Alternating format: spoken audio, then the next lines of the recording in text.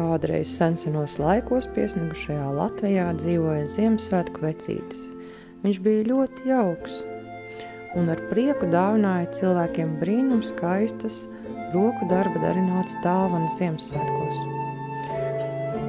Bet jaunajos laikos jau viss ir pavisam savādāk.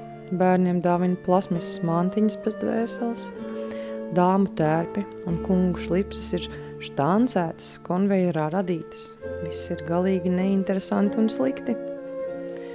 Vecītis ieslīgst pārdomās par senajiem labajiem laikiem, kad roku gleznotas šālas un kaklasaids bija īpašas dāvanas Ziemassvētkos.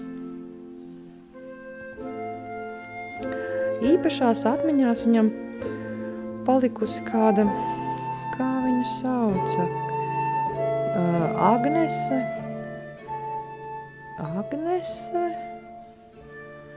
Agnese Vaļniece, jā, tā viņu sauca, kura savā darbnīcā Rīgā kopā ar citām čaklām sievietēm radīja īpašas dāvanas, un viss un vienīgi vienā eksemplārā, ļoti īpaši. Vienreiz viņas sataisīja daudz mazas manas kopiņas, tad viņas visas domāja tikai un vienīgi par mani, nospriež vecītis. Un kur Agnes ir tagad? Kur man viņu atrast? Esmu nobežījies. Ziemassvētki tuvojas, man viņa ir jāatrod.